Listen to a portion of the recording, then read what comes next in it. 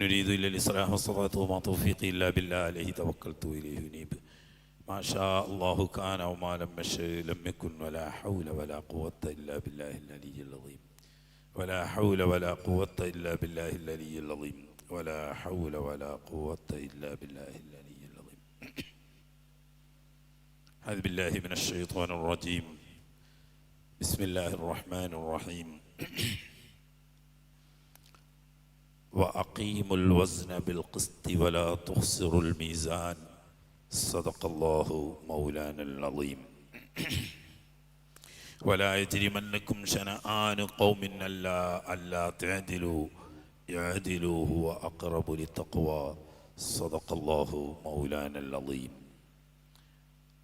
പ്രിയ സഹോദരങ്ങളെ, മഹാനായ ഹബീബ് അഷ്റഫുൽ ഖൽഖ് സ്വല്ലല്ലാഹു അലൈഹി വസല്ലം തങ്ങൾ മദീനയിലെത്തിയ ആദ്യം ചെയ്ത 2 കാര്യങ്ങൾ ഇന്നലെ നമ്മൾ സൂചിപ്പിച്ചു. ഒന്നാമതായി, മുസ്ലിം സമുദായത്തിൻ്റെ തലസ്ഥാനം എന്ന് പറയാൻ പറ്റുന്ന മദീനയുടെ തലസ്ഥാനമായി മുസ്ലിങ്ങളുടെ സാംസ്കാരിക കേന്ദ്രമായ പള്ളി നിർമ്മിക്കുകയാണ് ആദ്യമായി ചെയ്തത്. സ്വന്തം കുടുംബമായി ജീവിക്കാനുള്ള സൗകര്യം വന്നിട്ടില്ല, മറ്റ് പ്രശ്നങ്ങളൊന്നും തീർന്നിട്ടില്ല. ആദ്യമായി ചെയ്തത് ദുബായിലെത്തിയ ഉടനെ തന്നെ അവിടെ പള്ളി നിർമ്മിച്ചു. മദീനയിലെത്തിയ ഉടനെ അവിടെയും പള്ളി നിർമ്മിച്ചു. ഈ പള്ളി മുസ്ലിങ്ങളുടെ എന്നത്തെയും ഇസ്ലാമിൻ്റെ അടിസ്ഥാന കേന്ദ്രമാണ്. കേവലം ഒരു ആരാധനാലയം എന്നതിലുപരി മുസ്ലിമിൻ്റെ എല്ലാം പള്ളിയുമായി ബന്ധപ്പെട്ട് കിടക്കുന്നു. അത് ഇവിടെ കേരളത്തിൻ്റെ ചരിത്രം പഠിച്ചാലും നമുക്ക് കാണാൻ കഴിയും. ദീനി ദഅവത്തിന് വേണ്ടി വന്ന മാലിക് ദീനാർ റളിയല്ലാഹു തആല അൻഹും തൻ്റെ കൂടെ ഉണ്ടായിരുന്ന 11 ആളുകളും കേരളത്തിൻ്റെ സാംസ്കാരിക തലസ്ഥാനം എന്നറിയപ്പെടുന്ന തൃശ്ശൂരിലെ കൊടുങ്ങല്ലൂരിൽ കപ്പലിറങ്ങി അവരാദ്യം ചെയ്തത് കോവിലകത്തെ തമ്പുരാനെ കണ്ട് തമ്പുരാൻ അവരെ ബഹുമാനപൂർവ്വം സ്വീകരിച്ച് നാട്ടിൽ താമസിക്കാൻ പറഞ്ഞപ്പോൾ ആദ്യമായിട്ട് പള്ളി നിർമ്മിക്കാൻ സ്ഥലമാണ് ആവശ്യപ്പെട്ടത്.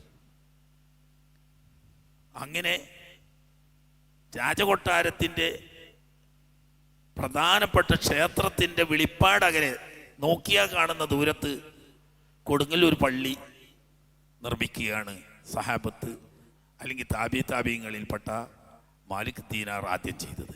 പിന്നീട് ബാക്കി 10 കേന്ദ്രങ്ങളിലൂടെയുമായി 11 പള്ളിയാണ് ആദ്യം നിർമ്മിച്ചത്. ഇത് നബി സല്ലല്ലാഹു അലൈഹി വസല്ലം തങ്ങളുടെ ഈ മദീന യാത്രയിൽ നിന്നുള്ള ഉൾക്കൊണ്ട പാഠമാണ്. പള്ളി കേവലം നിസ്കരിക്കാൻ എന്നതിലുപരി ഒരു അഭയ കേന്ദ്രവും കൂടിയായി മദീന പള്ളിയെ നബി സല്ലല്ലാഹു അലൈഹി വസല്ലം തീരുമാനിച്ചു. പള്ളി നിർമ്മിച്ചതിന് ശേഷം പള്ളിയോട് ചേർന്നൊരു താഴ്വര കെട്ടിയുണ്ടാക്കി. അതിന് സുഫ എന്ന പേരിലാണ് അറിയപ്പെട്ടത്. മുഹാജിറുകളായി പുറം നാടുകളിൽ നിന്നിട്ട് വരുന്ന പാവപ്പെട്ട ആളുകൾക്ക് താമസിക്കാനും അവർക്ക് നേരത്തെ പറഞ്ഞതുപോലെ ആരെങ്കിലുമായി മുആഖാത്ത് സാഹോദര്യ ബന്ധം സ്ഥാപിച്ച് തൊഴിലുമായി ഏർപ്പെട്ട് വിട്ടുപോകുന്നത് വരെയും താമസിക്കാനും, എന്നാൽ എന്നും ഇസ്ലാമിൻ്റെ ജീവനാവുന്ന ഇൽമു പഠിച്ചുകൊണ്ട് ദീന ഖിദ്മത്തിന് മാത്രം ജീവിതം ഒഴിഞ്ഞു വെക്കുന്ന ആളുകൾക്ക് താമസിക്കാനുള്ള കേന്ദ്രവുമായിക്കൊണ്ട് സുഫയും നിർമ്മിച്ചു. ഇന്നത്തെ നമ്മുടെ നാട്ടിലെ നാടൻ പള്ളി ദർസുകളുടെ സംസ്കാരം മദീനത്തെ മസ്ജിദ് നബവിയിൽ നിന്നിട്ട് തുടക്കം കുറിച്ചതാണ്. അതായത് നാട്ടുകാരായ ആളുകൾ ജോലിയും ഉത്തരവാദിത്വങ്ങളും തിരക്കുകളും ഒക്കെ ഉണ്ടാവുമ്പോൾ ഊഴം വെച്ച് ഇടവിട്ട് വന്ന് നബി സല്ലല്ലാഹു അലൈഹി വസല്ലം തങ്ങളുടെ അരികിൽ നിന്ന് ഇൽമു പഠിച്ചു പോകും. അവർക്ക് സ്ഥിരമായി താമസിച്ച് പഠിക്കാനുള്ള സംവിധാനമില്ല. കാരണം വ്യാപാരികളുണ്ട്, അതിൽ തൊഴിലാളികളുണ്ട്, അതുപോലെ തന്നെ വലിയ ഉത്തരവാദിത്വങ്ങളുണ്ട്. അതൊക്കെ നിർവഹിച്ചിട്ട് ഒഴിവ് സമയം നോക്കിയിട്ട് വന്നിട്ട് പഠിച്ചു പോകും. എന്നാൽ ഇതെല്ലാം മാറ്റിവെച്ച് അള്ളാഹുവിൻ്റെ ദീൻ പഠിക്കുക, അത് ഉൾക്കൊണ്ട് മറ്റുള്ളവർക്ക് എത്തിച്ചു കൊടുക്കുക എന്ന ഒരൊറ്റ ദൗത്യത്തിന് വേണ്ടി തന്നെ താൻ അള്ളാഹുവിന് സമർപ്പിച്ച് പള്ളിയുടെ താഴ്വരയിൽ സ്ഥിരം താമസമാക്കി നാട്ടുകാരായ ആളുകൾ ഇടക്ക് കൊടുക്കുന്ന ഭക്ഷണത്തിൽ നിന്നിട്ട് ഒരുവിധം ജീവിതം കഴിച്ചുകൂട്ടി ഇൽമിനായി ജീവിതം ഒഴിഞ്ഞു വെക്കുകയും പിൽക്കാലത്ത് ഇസ്ലാമിൻ്റെ ഇൽമുകൾ അവരിൽ നിന്നിട്ട് ലോകത്ത് പ്രചരിക്കുകയും ചെയ്ത ഈ സംവിധാനം. ഒന്നാമത്തെ സമ്പ്രദായം കഴിഞ്ഞു. ഇപ്പോൾ ഒരു കേന്ദ്രമായി മുഹാജിറുകളും അൻസാറുകളും സഹോദരങ്ങളായി. ഇതിലൂടെ നാട് വിട്ട് വന്ന അഭയാർത്ഥികൾക്ക് ഒരൊറ്റപ്പെടലോ ഏകാന്തതയോ അനുഭവപ്പെടാതെ സ്വന്തം കുടുംബത്തിലെന്ന അതേ പരിഗണനയും അംഗീകാരവും ഈ അൻസാറുകളിൽ നിന്നിട്ട് അവർക്ക് ലഭിച്ചു. അഭയാർത്ഥി പ്രശ്നത്തിന് പ്രശ്നമായി സാംസ്കാരിക കേന്ദ്രം നിലവിൽ വന്നു. ഇനി മൂന്നാമതായി മഹാനായ നബി സല്ലല്ലാഹു അലൈഹി വസല്ലം തങ്ങൾ ചെയ്തത് മദീനക്ക് ശക്തമായ ഒരു ഭരണഘടന എഴുതിയുണ്ടാക്കണം. മദീനയിൽ ഒരുപാട് വിഭാഗങ്ങൾ താമസിക്കുന്നുണ്ട്. ഗോത്രവർഗ സംസ്കാരം നിലനിൽക്കുന്ന രാജ്യങ്ങളാണല്ലോ അറബി രാജ്യം. അന്നും ഇന്നും ശക്തമായ ഗോത്ര സംവിധാനം നിലനിൽക്കുമ്പോൾ വിവിധ ഗോത്രങ്ങൾ തിങ്ങി താമസിക്കുന്ന പ്രദേശമാണ് മദീന. ഓരോ ഗോത്രത്തിനും പ്രത്യേക സംസ്കാരങ്ങളുണ്ട്. കൂട്ടത്തിൽ അഹ്ലു കിതാബുകളാവുന്ന യഹൂദികളുണ്ട്. യഹൂദികൾ അവരും ഗോത്ര സംസ്കാരമാണ് കൊണ്ടു നടക്കുന്നത്. അടിസ്ഥാനപരമായി ബനു ഖൈനുഖാവും ബനു നളീറും ബനു ഖുറൈളയുമാണെങ്കിലും ഔസിൽ നിന്നും ഹസ്റജിൽ നിന്നും അവരുടെ ഉപവിഭാഗങ്ങളിൽ നിന്നും ഒക്കെ ജൂതമതം സ്വീകരിച്ച ആളുകളുണ്ട്. അവര് ജൂതന്മാരാണെങ്കിലും വർഗപരമായി അവരുടെ ഗോത്ര സംസ്കാരം നിലനിർത്തുന്നവരാണ്. യഥാർത്ഥത്തിൽ മദീനക്കാരല്ല ജൂതന്മാർ. എങ്കിലും മദീനയുടെ നിയന്ത്രണം നബി സല്ലല്ലാഹു അലൈഹി വസല്ലം തങ്ങൾ വരുന്ന സമയത്ത് അവരുടെ കൈവശമാണ്. നേരത്തെ നമ്മൾ സൂചിപ്പിച്ചതുപോലെ പലിശക്ക് കൊടുത്ത് ജനങ്ങളുടെ രക്തം ഊറ്റി കുടിച്ചുകൊണ്ട് വളർന്ന് വികസിക്കുകയും പരസ്പരം തമ്മിലടിപ്പിച്ച് യുദ്ധങ്ങളുണ്ടാക്കി അതിലൂടെ ആയുധം നിർമ്മിച്ച് വിറ്റ് പണം സമ്പാദിക്കുകയും ചെയ്തുകൊണ്ട് നിരന്തരം അറബി ഗോത്രങ്ങളെ തമ്മിലടിപ്പിക്കൽ അവരുടെ ശൈലിയായിരുന്നു. ആ തമ്മിലടിച്ചെങ്കിലേ യുദ്ധം നടക്കൂ. യുദ്ധം നടന്നെങ്കിലേ അവർക്ക് പലിശ വ്യവസായവും അതുപോലെ തന്നെ ഈ ആയുധ വ്യാപാരവും നടക്കുകയുള്ളൂ. ഇവരെ ഒന്നിച്ച് ഒരു മാലയിൽ കോർത്ത് കെട്ടിയ മണികളെ പോലെ അവിടെ അറബി ഗോത്രങ്ങളെന്നോ ജൂതഗോത്രങ്ങളെന്നോ വ്യത്യാസമില്ല. ഈ ജൂതന്മാരെ യഥാർത്ഥത്തിൽ അവിടെ വന്നത് ഫലസ്തീൻ മുഖ്തുനുസറി എന്ന പേരിൽ അറിയപ്പെടുന്ന മുശ്രിക്കായിരിക്കുന്ന ഒരു ചക്രവർത്തി മസ്ജിദുൽ അഖ്സയെ തകർത്ത് തനിപ്പണമാക്കുകയും ജൂതന്മാരെ കൊന്ന് നിലംപരിശാക്കിക്കൊണ്ടിരിക്കുന്ന സമയത്ത് ജീവനിൽ കൊതിയുള്ളവര് നാട് വിട്ട് നാനാഭാഗത്തേക്കും ഓടിപ്പോയ കൂട്ടത്തിൽ മദീന അന്നത്തെ യസ്രിബിൽ വന്ന് കുടിയേറിയ കുടിയേറ്റക്കാരാണ് ജൂതന്മാർ. യഥാർത്ഥത്തിൽ പൂർവ്വ അറബികളിൽപ്പെട്ട അമാലിക്ക വിഭാഗമായിരുന്നു മദീനയുടെ ആദിവാസികൾ. ഈ അമാലിക്ക വിഭാഗമാവുന്ന ആദിവാസികളെ ഒരർത്ഥത്തിൽ കീഴടക്കിക്കൊണ്ടാണ് ജൂതന്മാര് മദീനയിൽ സ്ഥിരതാമസമാക്കിയത്. അതിനിടയിൽ നേരത്തെ നമ്മൾ പറഞ്ഞതുപോലെ തുപ്പായ രാജാവിൻ്റെ കൂടെയുള്ള പടയോട്ടത്തിനിടയിൽ താമസമാക്കിയവരും യമനിലെ സബ ചക്രവർത്തിയുടെ കീഴിൽ നിലവിൽ വന്ന അണപൊട്ടി ജീവനും കൊണ്ട് യമനിലുള്ള വിവിധ ഗോത്രങ്ങൾ പല ഭാഗത്തും ചിഹ്നിച്ചെറിയപ്പോൾ അതിൽപ്പെട്ട 3 ഗോത്രങ്ങൾ വന്നുകൂടി അവരുടെ പിന്മുറക്കാരും ഉണ്ട്. ഇങ്ങനെ വിവിധ സംസ്കാരങ്ങൾ സമ്മേളിക്കുന്ന ഒരു സമ്മിശ്ര സംസ്കാരമാണ് അന്ന് മദീനക്കുള്ളത്. ആരും ശുദ്ധവിശ്വാസികൾ എന്ന് പറയാനില്ല. ഒന്ന് വഴി തെറ്റിയ ജൂതന്മാർ, മറ്റൊന്ന് മുശ്രിക്കുകളുടെ വ്യത്യസ്ത ചിന്താഗതിക്കാർ. അതിൽ ഏറ്റവും പ്രബല ശക്തിയാണ് ഔസും ഖസറജും. പക്ഷെ അവർ തമ്മിലടിച്ച് അവരുടെ ശക്തി അവർക്കറിയാതെ ജൂതന്മാർ അവരെ നിയന്ത്രിച്ചു കൊണ്ടിരിക്കുകയായിരുന്നു. ഇനി നബി സല്ലല്ലാഹു അലൈഹി വസല്ലം തങ്ങൾ അശ്ഹദു അല്ലാ ഇലാഹ ഇല്ലല്ലാഹു വഅശ്ഹദു അന്ന മുഹമ്മദർ റസൂലുള്ളാഹി എന്ന വിശുദ്ധ ഷഹാദത്ത് കലിമ അടിസ്ഥാനമാക്കി ഖുർആനും സുന്നത്തും ഭരണഘടനയാക്കി ലോകത്തിന് മുഴുവനും മാതൃകയായ ഒരു മാതൃകാ രാജ്യം സ്ഥാപിക്കൽ ഇസ്ലാമിൻ്റെ സംസ്കാരം പൂർണ്ണമായി നടപ്പിലാക്കാനുള്ള ഒരു മാർഗം എന്ന നിലക്ക് നബി സല്ലല്ലാഹു അലൈഹി വസല്ലം തങ്ങളുടെ അടുത്ത ശ്രദ്ധ അങ്ങോട്ടാണ് നീങ്ങിയത്. ഇവിടെ നമ്മൾ മനസ്സിലാക്കണം, ചില ആളുകൾ മനസ്സിലാക്കിയതുപോലെ അള്ളാഹുവിൻ്റെ വിധി നിയമങ്ങൾ നടപ്പിലാക്കലാണ് അമ്പിയാക്കളെ നിയോഗിച്ചത് കൊണ്ടുള്ള ലക്ഷ്യം. അതിലേക്കുള്ള പരിശീലന മാർഗങ്ങളാണ് ആരാധനാ കർമ്മങ്ങളൊക്കെ എന്ന് തെറ്റിദ്ധരിച്ച ഏതാനും സാധുക്കൾ മുസ്ലിങ്ങളുടെ ഇടയിൽ അവിടങ്ങളിൽ ഇപ്പോഴുമുണ്ട്. ഇസ്ലാമിനെ പറ്റി ആധികാരികമായി പഠിക്കാതെ ചിന്താശേഷിയും അന്വേഷണ പാഠവും മാത്രം അടിസ്ഥാനമാക്കി ഇസ്ലാമിനെ വിലയിരുത്തിയ മൗദൂദ് സാഹിബിനെ പോലെയുള്ള പരിഷ്കാരികളിൽ വന്നു ചേർന്നൊരു അബദ്ധമാണ്. നമ്മളവരെ മനഃപൂർവ്വം ആക്ഷേപിക്കുന്നില്ല. അടിസ്ഥാനപരമായി ഇസ്ലാം യഥാർത്ഥ സ്രോതസ്സിൽ നിന്ന് പഠിക്കാതെ ഒരു പത്രപ്രവർത്തകൻ എന്ന നിലക്ക് ഭൗതിക ലോകത്തേക്ക് കണ്ണു തുറന്ന് നോക്കി പരിഷ്കാരം എന്ന് തോന്നിയ രീതിയിൽ ഇസ്ലാമിനെ പഠിച്ചപ്പോൾ പറ്റിയ അബദ്ധമാണ്. അള്ളാഹുവിൻ്റെ വിധികൾ, നിയമങ്ങൾ, അള്ളാഹുവിൻ്റെ അടിയാറുകൾ നിർത്തണം, അത് വേണ്ടെന്ന് ആർക്കും അഭിപ്രായമില്ല.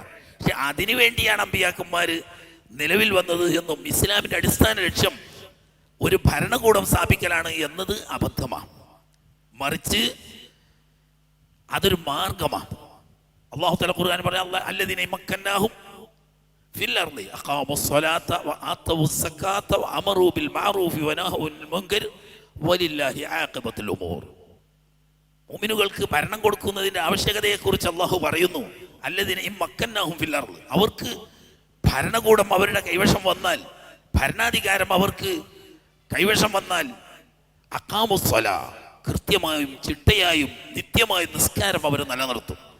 വആതവുസ്സകാത്ത്, യഥാവിധി സക്കാത്തും സാമ്പത്തിക നടപടിക്രമങ്ങളും ഇസ്ലാമിക സംസ്കാരത്തിന് അനുഗുണമാക്കി മാറ്റും. വഅമറൂ ബിൽ മഅറൂഫി വനഹൂ അനിൽ മുൻകർ, നന്മ കൽപ്പിക്കുകയും തിന്മ വിരോധിക്കുകയും ചെയ്യും.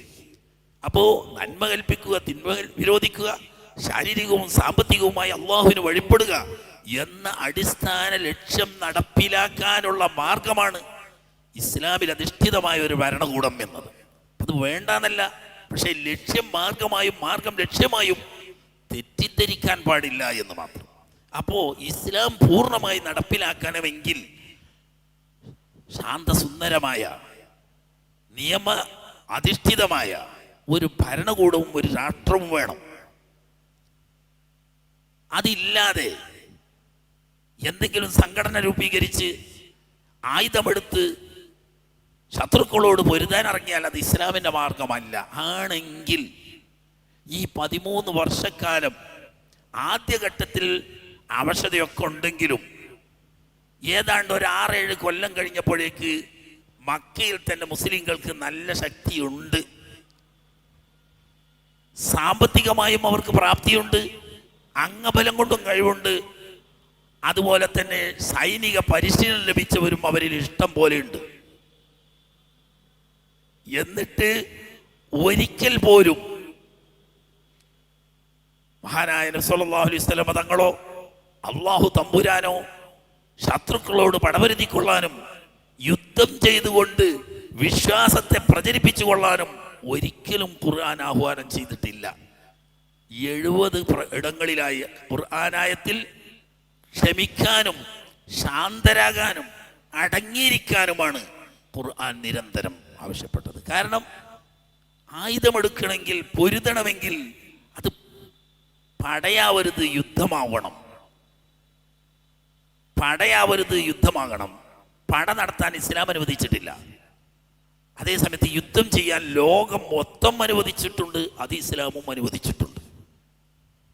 അതുകൊണ്ട് തന്നെ അഹ്ലുസുന്നത്തി വൽ ജമാഅത്തിന്റെ ഉലമാക്കൾ പറയും, ഇസ്ലാമിന് വേണ്ടി ആയുധമെടുത്ത് പടപൊരുതണമെങ്കിൽ ഇദ്ദത്തും ഷർത്താണ്. അഥവാ ഒരു ഭരണകൂടവും ഒരു രാഷ്ട്രവും ഒരു ഭരണാധികാരിയും അനിവാര്യമാണ്. ഒരു രാഷ്ട്രം സ്ഥാപിതമാവണം, ആ രാഷ്ട്രത്തിന് ഒരു ഭരണകൂടം വേണം. നിയമാനുസൃതമായ ഒരു ഭരണകൂടത്തിൽ ഒരു രാഷ്ട്രത്തിൻ്റെ ഭരണകൂടത്തിൻ്റെ കീഴിൽ നിന്നുകൊണ്ടല്ലാതെയുള്ള യുദ്ധങ്ങളൊന്നും യുദ്ധമല്ല. അതിനൊക്കെ പട എന്നാണ് പറയാം. നായകനില്ലാത്ത പട നായപ്പട എന്നാണ് പഴയ കാലത്ത് കാരണവന്മാർ പറയല്. അതുകൊണ്ട് തന്നെ മദീനയിലെത്തി ഇപ്പോഴും അല്ലാഹു തആല വേണ്ടി വന്നാൽ ശത്രുവിനോട് പടപൊരുതാം എന്നൊരു ആഹ്വാനം അല്ലാഹു തആല ഖുർആനിലൂടെ ചെയ്തില്ല. 2 ഘട്ടം പൂർത്തിയാക്കി 3-ാമത്തെ ഘട്ടം ഒരു ഭരണഘടന എഴുതി അതിൽ മദീനയിലുള്ള മുഴുവൻ ജനവിഭാഗങ്ങളെയും, അത് മതവ്യത്യാസമില്ല, ഗോത്രവ്യത്യാസമില്ല, എല്ലാവരും കോർത്തിണക്കി അവരെ കൊണ്ടൊക്കെ ഒപ്പുവെപ്പിച്ച് വിളംബരം ചെയ്ത ഒരു ഭരണഘടന ആദ്യം പ്രഖ്യാപിച്ചു. ഇപ്പോൾ ഒരു രാജ്യം നിലവിൽ വന്നു, അതിനൊരു ഭരണഘടന നിലവിൽ വന്നു, അതിനൊരു ഭരണ തലവനായി. ഇപ്പോ ഒരു അധികാരിയുടെ കീഴിൽ നിയമാനുസൃതം നിലനിൽക്കുന്ന ഒരു ഭരണകൂടവും ഒരു രാഷ്ട്രവും നിലവിൽ വന്നു. ഇനി അത് സംരക്ഷിക്കേണ്ട ഉത്തരവാദിത്വം ആ ജനങ്ങളുടേതാണ്. അത് ലോകത്താർക്കും തർക്കമുള്ളതല്ല. രാജ്യരക്ഷ എന്നത് ലോകത്ത് എല്ലാ രാഷ്ട്രങ്ങളും ഏറ്റവും മുഖ്യമായി കാണുന്ന ഒരു രാജ്യത്തിൻ്റെ റവന്യൂ വരുമാനത്തിൻ്റെ 10 മുതൽ 15 വരെയും, ചില രാജ്യങ്ങളൊക്കെ 20 വരെ ശതമാനം റവന്യൂ വരുമാനം രാജ്യരക്ഷക്കാണ് നീക്കി വെക്കുന്നത്. രാജ്യരക്ഷ എന്നത് ജീവൽ പ്രധാനമാണ്. അവിടെയാണ് ഇസ്ലാമിൻ്റെ യുദ്ധങ്ങളുടെയൊക്കെ തുടക്കം. ഇത് പഠിക്കാത്തത് കൊണ്ടാണ് പലരും നമുക്ക് മറുപടി പറയാൻ പ്രയാസപ്പെടുന്നത്. ശത്രുക്കൾ വെറുതെ കണ്ണടച്ച് കളവ് പറയാം. ഇസ്ലാം യുദ്ധം കൊണ്ടും വാളുകൊണ്ടും ആയുധം കൊണ്ടുമാണ് നിലനിന്നതെന്നും നിലവിൽ വന്നതെന്നും, ശത്രുക്കളെ യുദ്ധം ചെയ്ത് കീഴ്പ്പെടുത്തി അടിച്ചൊതുക്കിയതാണ് എന്നൊക്കെ പറയുന്നവര്, അതിന് പറയാൻ എന്തുണ്ട്? മുസ്ലിങ്ങളുടെ ചരിത്രത്തിൽ ഒരുപാട് യുദ്ധകഥകളുണ്ടല്ലോ. ഉണ്ട്. ആരെ നിഷേധിച്ചു? ലോക ചരിത്രത്തിൽ നിലവിലുള്ള ഇന്നുള്ളതും മുമ്പുള്ളതുമായ ഏതെങ്കിലും ഒരു രാഷ്ട്രം, ഏതെങ്കിലും ഒരു ഭരണകൂടം ആ രാഷ്ട്രത്തിന്റെ നിലനിൽപ്പിന് വേണ്ടി പൊരുതാത്തതുണ്ടോ? ഇന്നുണ്ടോ? ആധുനിക പരിഷ്കൃത കാലത്ത് ലോകത്ത് എത്ര എണ്ണിയാൽ ഒടുങ്ങാത്ത കോടികളാണ് ഓരോ വർഷവും രാജ്യരക്ഷയ്ക്ക് വേണ്ടി മാറ്റിവെക്കുന്നത്.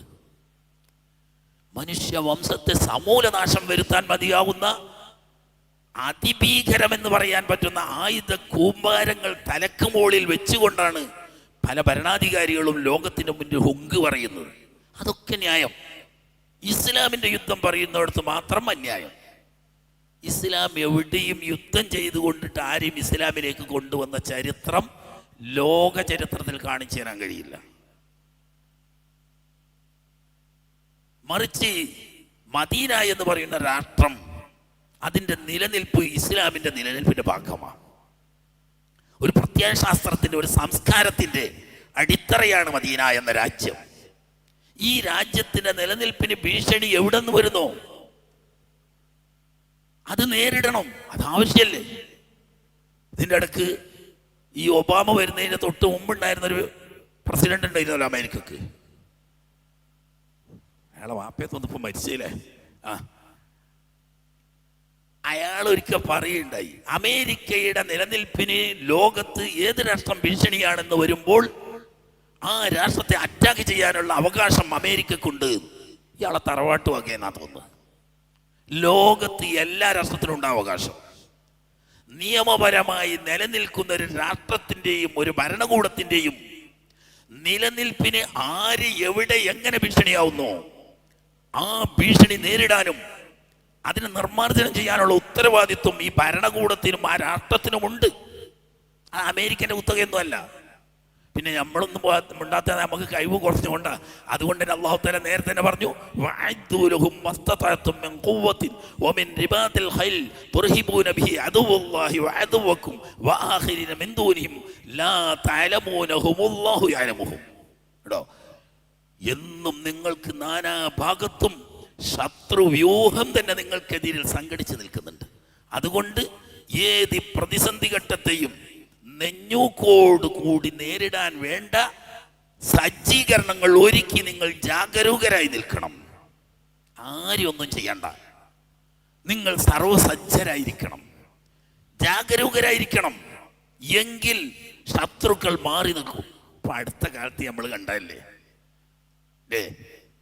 അമേരിക്കൻ പ്രസിഡന്റ് ഇപ്പത്തെ ട്രംപ് എന്ന് പറയുന്ന സാധു, അയാള് ആ പാവപ്പെട്ട കൊറിയക്കാർക്കെതിരിൽ കൊറിയ എന്താ അതിൻ്റെ പേര് ഇവിടെ ഇന്നും ഒന്നും തമ്മിൽ ഒന്നാകാന്നാ പറഞ്ഞത്. ഇന്നിനെയും ഉന്നിനെയും രണ്ടാക്കി നിർത്തി ഉന്നിന്റെ രാജ്യത്തെ ഞങ്ങളിപ്പോ പട്ടണം പൊടി മൂക്കിൽ വലിക്കും പോലെ മൂക്കിൽ വലിക്കും എന്ന് പറഞ്ഞു ട്രംപ് പറഞ്ഞില്ലേ. പറഞ്ഞു ജലദോഷം പിടിച്ചാലേ പട്ടണം പൊടി മൂക്കിൽ വലിക്കുന്ന പോലെ ഞങ്ങളിപ്പോ ഒന്നിന്റെ രാജ്യത്തിന് ഇപ്പൊ മൂക്കിൽ വലിക്കും, ഞങ്ങളടുത്ത് അങ്ങനത്തതുണ്ട്. ആ ഉന്നെന്ത് പറഞ്ഞ് മിണ്ടാതെ അവിടെ നിന്നോ, നിന്റെ അമേരിക്കയും ഈ ലോകം മൊത്തം എൻ്റെ ഈ മേശന്റെ വളക്കുള്ള ഒരു ബട്ടൺ അമർത്തിയാൽ നിമിഷം കൊണ്ടിട്ട് ചാമ്പലാക്കി കളയും ഞാൻ. പിന്നെ കാണാം ബേക്ക് എന്നിട്ട് എന്നോട് കളിച്ചാലുണ്ടല്ലോ ആര് ട്രംപ് ഫോഴ്സ് കൊണ്ട് നേരിടണം. തന്നെയാണ് കണക്ക്. മുട്ടണം എന്നല്ലേ നമ്മൾ പറയുന്നത്. അല്ലാഹു തആല അതാ പറഞ്ഞു, വഅദ്ദു ലഹും മസ്തതഅതും മിൻ ഖുവ്വ വമിൻ റിബാത്തിൽ ഖൈൽ തുർഹിബൂന ബിഹി അദുവല്ലാഹി വഅദുവക്കും. ശത്രുവ്യൂഹം ചുറ്റുമുണ്ട്, അവർ നിങ്ങളെ ഭീഷണിപ്പെടുത്തും, നിങ്ങളെ നിലനിൽപ്പിന് ഒരു ഭീഷണിയാവും. അപ്പോ നിങ്ങൾ സർവസജ്ജരായിരിക്കണം. കാലോചിതമായ ആയുധങ്ങളും പരിശീലനങ്ങളും സജ്ജീകരണങ്ങളും ഉണ്ടായിരിക്കണം. വമിൻ റിബാത്തിൽ ഖൈൽ, എല്ലാവിധ അത്യന്താധുനിക വാഹനങ്ങളും നിങ്ങൾക്ക് നിറഞ്ഞിരിക്കട്ടെ. എന്തിനാ? പോയി യുദ്ധം ചെയ്യാനല്ല. അല്ലാഹു തആല പറയുന്ന ഒക്കെ ചെയ്യുന്ന എന്തിനാ? തുർഹിബൂന ബിഹി അദുവല്ലാഹി വഅദുവക്കും. അല്ലാഹുവിന്റെ ദീനിന്റെ ശത്രുക്കൾ, മനുഷ്യത്വത്തിന്റെ ശത്രുക്കൾ, അവർ ഭീതി വരട്ടെ. അവരെ തൊട്ട് കളിച്ചാൽ ഗുണം വരില്ല, അവരെ വേഷണപ്പെടുത്തിയാൽ സുഖം കിട്ടൂല എന്ന് തോന്നിയാൽ മതി. അതേ സമയത്ത് നമ്മൾ ജാഗരൂകരല്ല, നമ്മൾ സജ്ജരല്ല എന്ന് കണ്ടാൽ ശത്രുക്കൾ നാനാഭാഗത്തുനിന്ന് നമ്മളെ ശല്യം ചെയ്തുകൊണ്ടിരിക്കും. അതാണ് പ്രശ്നം. ഇന്ന് മുസ്ലിം ലോകത്തിന് പറ്റിയ തകരാറും അതന്നെ. പണമുണ്ട്, ആളുണ്ട്, രാജ്യമുണ്ട്, ഭരണകൂടങ്ങളുണ്ട്, ഒന്നും നമുക്കില്ല. കാരണം എന്താ? ഉത്തരവാദപ്പെട്ട കഴിവുള്ള യോഗ്യതയുള്ള ഒരു പൊതു നേതൃത്വം നമുക്കില്ല. അതാണ്. അപ്പം ഞാൻ വിഷയത്തിൽ നിന്ന് വ്യതിചലിക്കല്ല. ഈ മൂന്നാമത്തെ ഘട്ടമാണ് നബി സല്ലല്ലാഹു അലൈഹി വസല്ലം നിങ്ങൾ ആദ്യം രാജ്യത്തെ ഭദ്രമാക്കണം. രാജ്യം ആഭ്യന്തര രംഗം ശാന്തമായെങ്കിലേ പുറത്തുനിന്ന് ഉള്ള ശത്രുവിനെ ഒന്നിച്ച് നേരിടാനും രാജ്യത്തിൻ്റെ പുരോഗതി മുന്നോട്ട്. ഇവിടെ നമ്മൾ ചിന്തിക്കേണ്ടത്, നമ്മളെ പ്രിയപ്പെട്ട ഇന്ത്യക്കാർ ഏറ്റവും വലിയ അബദ്ധത്തിലാണ് നീങ്ങിക്കൊണ്ടിരിക്കുന്നത്. കാരണം അമേരിക്ക ഉൾപ്പെടെയുള്ള നമ്മുടെ ശത്രുക്കൾ ഇന്ത്യ ഒരു വൻ സ്ഫോടനം എന്ന നിലക്ക് പുരോഗമിച്ച് ലോകത്തിന്റെ നെറുകയിൽ വെള്ളിക്കൊടി നാട്ടും എന്ന് അവർക്ക് മനസ്സിലായിട്ടുണ്ട്. ഇത് തടഞ്ഞു നിർത്താൻ ആയുധം കൊണ്ട് സാധ്യമല്ല. ഇവിടെയാണ് അവര് ഡിവൈഡ് ആൻഡ് റൂൾ എന്ന് പറയുന്ന തത്വം പണ്ട് ബ്രിട്ടീഷുകാർ ഇവിടെ നടപ്പിലാക്കിയ ആ തത്വം ഇവിടെ കൊണ്ടുവന്ന് ഇന്ത്യക്കാരൻ ഹിന്ദുവും മുസ്ലിമും സിഖുകാരനും ക്രിസ്ത്യാനിയും ജൂതനും മതമില്ലാത്തവനും ഒറ്റക്കെട്ടായി ഇന്ത്യ എന്ന സംസ്കാരത്തിൽ, ഇന്ത്യ എന്ന രാജ്യത്തിന് വേണ്ടി ഒറ്റക്കെട്ടായി ജീവിക്കാൻ തയ്യാറായാൽ 10 കൊല്ലം കൊണ്ട് ലോകത്തിന്റെ നെറുകയിൽ സൈനികമായും ശാസ്ത്രീയമായും സാമ്പത്തികമായും ഇന്ത്യ എത്തും. യാതൊരു സംശയ വിഷയത്തിലില്ല. അതിനെ തമ്മിലടിപ്പിക്കാൻ വർഗീയത ഉണ്ടാക്കി, ക്രിസ്ത്യാനിനെയും മുസ്ലിമിനെയും തമ്മിലടിപ്പിച്ച്, ഹിന്ദുവിനെയും മുസ്ലിമിനെയും തമ്മിലടിപ്പിച്ച്, ഹിന്ദുവിനെയും തമ്മിലടിപ്പിച്ച്, ബ്രാഹ്മണനെയും സാധാരണക്കാരനെയും തമ്മിലടിപ്പിച്ച് ഊർജം വെറുതെ അനാവശ്യത്തിൽ ചെലവാക്കി ഇന്ത്യയുടെ പുരോഗതി തടഞ്ഞു നിർത്തുക എന്നത് പുറം ശത്രുക്കളുടെ ആസൂത്രിതമായ വലയാണ്. ആ വലയിൽ അറിയാതെ വീണിരിക്കുകയാണ് ചില വർഗീയവാദികൾ. അല്ലാഹു തആല എല്ലാവർക്കും നല്ല മനസ്സ് നൽകുമാറാകട്ടെ. ഇതൊക്കെ അറിയുന്ന നബി സല്ലല്ലാഹു അലൈഹി വസല്ലം തങ്ങൾ ജാതി മത വർഗ ഗോത്ര വ്യത്യാസമില്ലാതെ ഒരൊറ്റ മാരിയിൽ കോർത്തിണക്കുന്നു. ഇപ്പം നീണ്ടതാണ്, ഞാൻ ചുരുക്കി പറയാം. ഇന്ന് പ്രസംഗമല്ല, നബി സല്ലല്ലാഹു അലൈഹി വസല്ലം തങ്ങൾ എഴുതിയുണ്ടാക്കി സമർപ്പിച്ച് ഗോത്രത്തലവന്മാരോട് ഒപ്പിടിച്ച് അംഗീകരിപ്പിച്ച ആ ഒരു ഭരണഘടന, അത് നമ്മൾ എഴുതി വെച്ച് പഠിക്കേണ്ടതാണ്. ഒരുപാടുള്ളത് കൊണ്ടായിരിക്കും ആരോ നീട്ടി പറയലില്ല, സാമ്പിൾ പറഞ്ഞ പോലെ. കാരണം അതിന് മാത്രം ഉണ്ടത് 3 പേജ് ഫുള്ളായിട്ട് ബഹുമാനപ്പെട്ട നബി സല്ലല്ലാഹു അലൈഹി വസല്ലം തങ്ങൾ എഴുതിയ കരാർ. അത് ഓരോന്നും വളരെ കൃത്യവും വ്യക്തവുമായ നിയമങ്ങളാണ്. പറയുന്നത്. ചുരുക്കി പറയാം,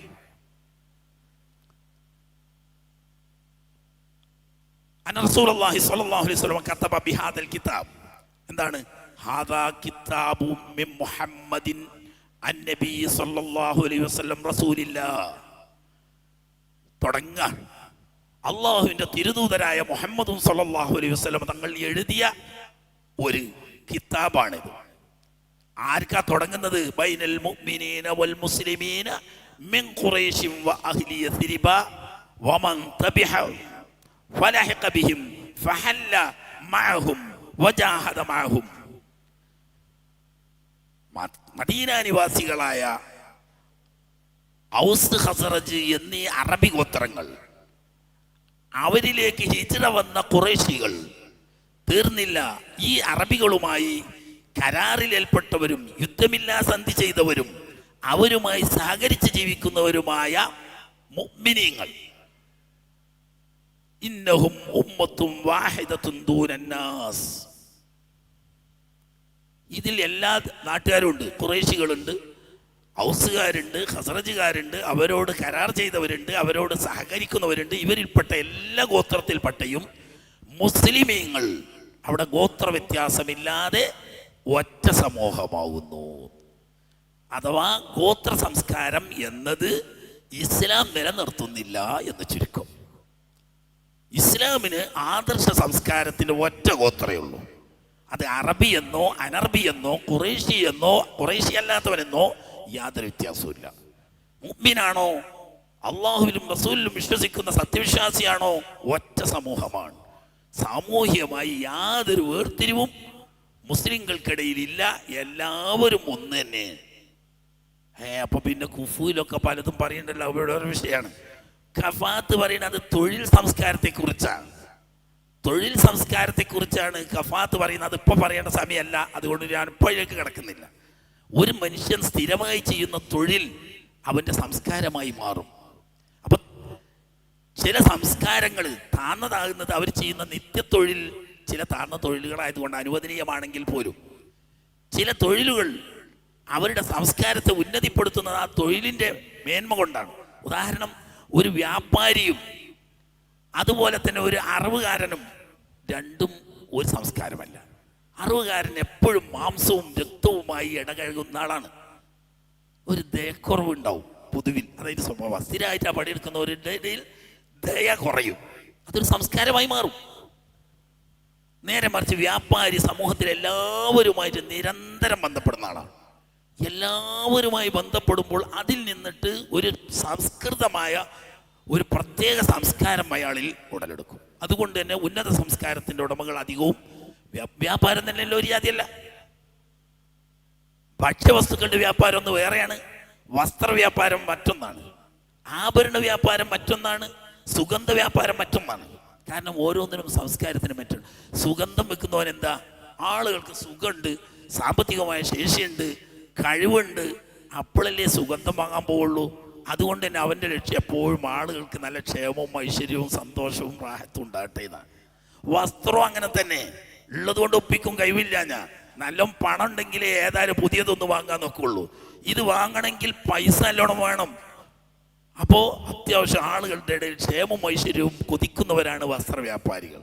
അതേസമയത്ത് ഭക്ഷണ വസ്തുവിൻ്റെ വ്യാപാരികളോ കുറച്ചൊരു ക്ഷാമുണ്ടായാൽ കച്ചവടത്തിന് സാധനത്തിന് വില കുറച്ച് കൂടും, കച്ചവടത്തിന് കുറച്ച് ലാഭം കിട്ടാൻ നല്ലതാണ്. ഒരു നേരെ ഓപ്പോസിറ്റിലാണ് ചിന്തിക്കുക. നമ്മളൊരു ലോകിയക്കാരുണ്ട്, ഒരു വൈദ്യർ, മുസ്ലിമാണ്, എന്നാലും കണ്ടാൽ മുമ്പൊക്കെ സലാം പറയും, ഇപ്പോൾ സലാം പറയില്ല. എന്നാലും പറയും, എന്താ മുസ്ലിയാരെ സുഖം തന്നെയല്ലേ? ആ സുഖമാണ് വൈദ്യരെ. അത് കേട്ടാൽ ഞമ്മക്ക് സുഖമില്ലട്ടോ മുസ്ലിയാരെ അറിയും.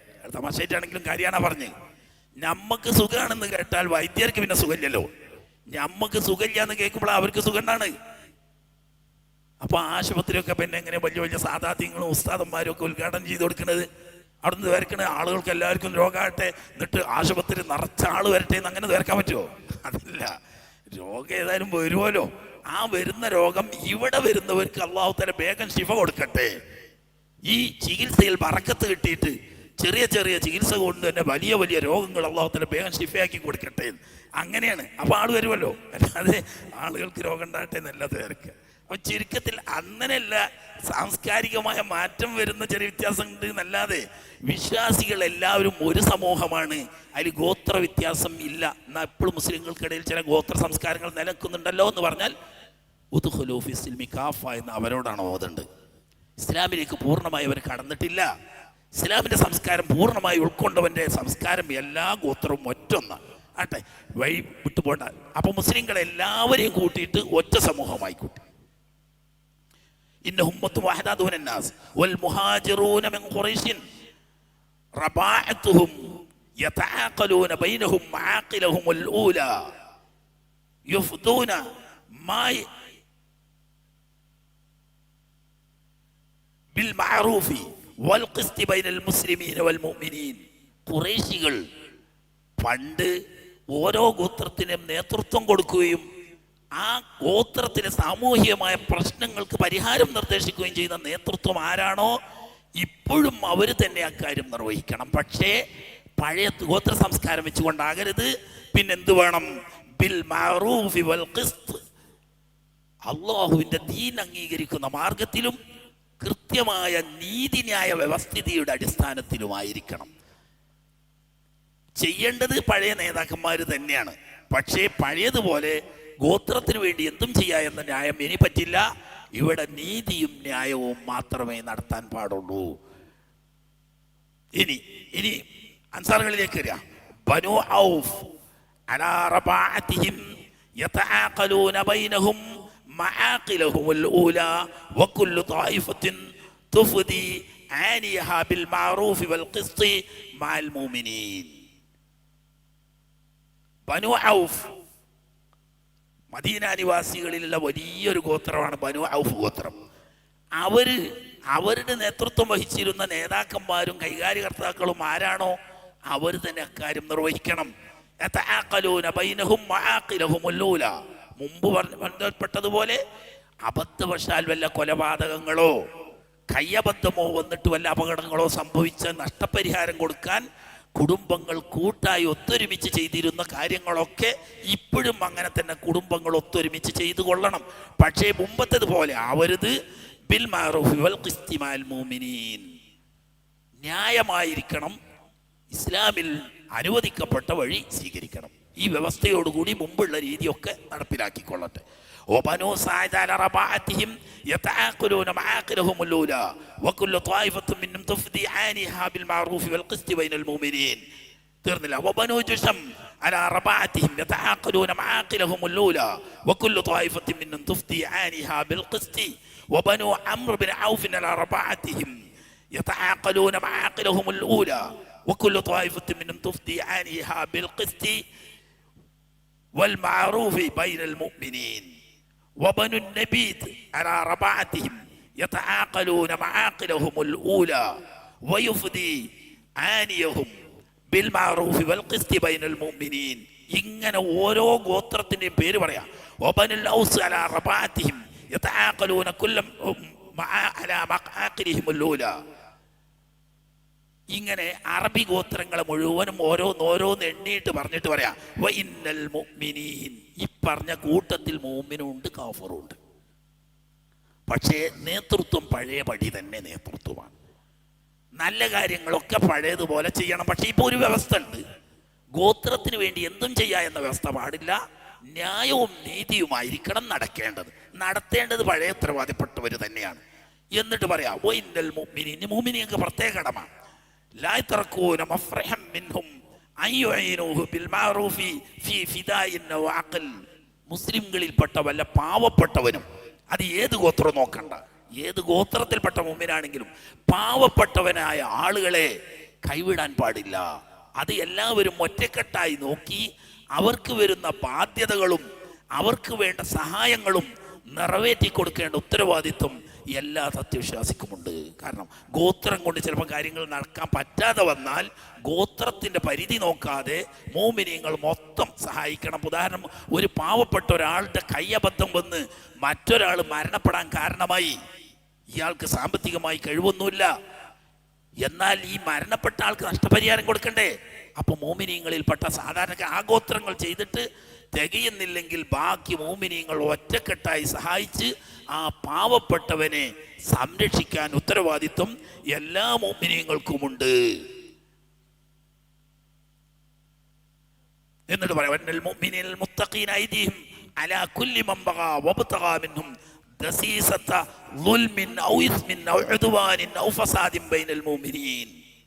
മോമിനീങ്ങളാണെങ്കിൽ പോലും ചിലപ്പോൾ പരസ്പരം കയ്യേറ്റങ്ങളും അക്രമങ്ങളും അനീതികളും വന്നേക്കാം. അങ്ങനെ വരുമ്പോൾ അത് എൻ്റെ കുടുംബമാണ്, അവൻ്റെ കുടുംബമാണ്, മറ്റേ കുടുംബമാണെന്ന് നോക്കാതെ തെറ്റും അനീതിയും കയ്യേറ്റവും ചെയ്യുന്നവനെ നിയന്ത്രിക്കുകയും അവനെ ന്യായമാർഗത്തിലേക്ക് തിരിച്ചു കൊണ്ടുവരികയും ചെയ്യാൻ ശ്രമിക്കുന്ന വിഷയത്തിൽ എല്ലാ മോമിനിയങ്ങൾക്കും തുല്യ ഉത്തരവാദിത്വമുണ്ട്. അതൊരു കൂട്ടരെ മാറ്റി ഓരോ കൂട്ടത്തിൽ പെട്ടല്ലേ നമ്മളെന്തിനാ നോക്കണ്, ഇവരുടെ ഗോത്രത്തിൽ പെട്ടല്ലേ നമുക്ക് എന്താ ഉത്തരവാദിത്വം എന്ന് പറയാൻ പാടില്ല. ആരാണോ അനീതിയും അജ്ഞേറ്റവും അക്രമവും ചെയ്യുന്നത് അവനെ നേരിന്റെയും നിയമത്തിന്റെയും വഴിയിലേക്ക് തിരിച്ചു കൊണ്ടുവരേണ്ട ഉത്തരവാദിത്വം സമൂഹത്തിനുണ്ട്. എല്ലാവരും അവന്റെ പേരിൽ ഉത്തരവാദിത്വമുണ്ട്. അത് സ്വന്തം ബാപ്പയാണെങ്കിലും തെറ്റ് ചെയ്യുന്നവന് തെറ്റിൽ നിന്നിട്ട് പിന്മാറ്റേണ്ട ഉത്തരവാദിത്വമുണ്ട്. സ്വന്തം മക്കളാണെങ്കിലും തെറ്റ് ചെയ്യുമ്പോൾ അവരെ തെറ്റിന്റെ മാർഗത്തിൽ നിന്നിട്ട് പിന്തിരിപ്പിക്കേണ്ട ഉത്തരവാദിത്വം ഉണ്ട്. എടാ, ഇവിടെ വർഗീയതയില്ല, കക്ഷിത്വമില്ല. സ്വന്തം കുടുംബക്കാരനാണ്, ബാപ്പയാണ്, മകനാണ്, ജ്യേഷ്ഠനാണ്, അനുജനാണ്. ആരാണോ അനീതി ചെയ്യുന്നത് അവന്റെ കൈക്ക് പിടിക്കാനും അവനെ നിയമത്തിന്റെ മാർഗത്തിൽ കൊണ്ടുവരാനും വേണ്ടി വന്നാൽ നിയമത്തിന്റെ പരിധിയിൽ നിന്നുകൊണ്ട് ശിക്ഷാ നടപടികൾ എടുക്കാനും മുഖം നോക്കാൻ പാടില്ല, ജാതി നോക്കാൻ പാടില്ല, വർഗം നോക്കാൻ പാടില്ല. ഇവിടെ നീതി എന്ന് പറയുന്ന സത്യം, അതിന് മാത്രമായിരിക്കണം മുഖം കൊടുക്കേണ്ടത്. പിന്നെ പറയാണ്, ലാ യഖ്തുലു മുഅ്മിനുൻ മുഅ്മിനൻ ഫീ കാഫിരിൻ. ഒരു മുഅ്മിൻ ഒരു കാഫറായ മനുഷ്യനെ കൊല്ലാൻ കാരണമായി പോയി, എന്നാൽ ഒറ്റൊരു മുഅ്മിൻ അതിന് പകരമായി എൻ്റെ കുടുംബത്തിൽപ്പെട്ട ഒരു കാഫറിനെ കൊന്ന മുഅ്മിനാണ് എന്നതുകൊണ്ടിട്ട് ഈ മുഅ്മിൻ കാഫറിന് പകരം കൊല്ലരുത്. കരാറിൽ നിൽക്കുമ്പോൾ അതിന് നഷ്ടപരിഹാരം കൊടുക്കേണ്ടതാണ്. നഷ്ടപരിഹാരം കൊടുക്കുകയല്ലാതെ ഖിസാസ് കുഫുവക്കണം എന്നാണ് നിയമം. മുഅ്മിനും കാഫറും തമ്മിൽ കുഫുവക്കാത്തത് കൊണ്ട്, ഒരു മുഅ്മിനായ മനുഷ്യന് പകരം ഒരു കാഫർ കുഫുവാകാത്തത് കൊണ്ട് ഖിസാസ് എടുക്കാൻ നിവൃത്തിയില്ല. മറിച്ച് അവിടെ ദിയ കൊടുത്ത്, നഷ്ടപരിഹാരം കൊടുത്ത് പ്രശ്നത്തിന് പരിഹാരം കാണേണ്ടതാണ്. ഇനി മുസ്ലിമീങ്ങളുടെ വ്യവസ്ഥകളൊക്കെ പറഞ്ഞു കഴിഞ്ഞതിന് ശേഷം മറ്റവരെ പറ്റി പറയാം. മദീനയിൽ നമ്മുടെ ഈ നിയമം അംഗീകരിച്ചുകൊണ്ട് താമസിക്കുന്ന ഒരുപാട് യഹൂദി ഗോത്രങ്ങളുണ്ട്. അവരോട് മാന്യമായി മാത്രം നമുക്ക് പെരുമാറാൻ പാടുള്ളൂ. വൽ ഉസ്വ, മാതൃകാപരമായ രീതിയിലായിരിക്കണം അവരോടുള്ള പെരുമാറ്റം.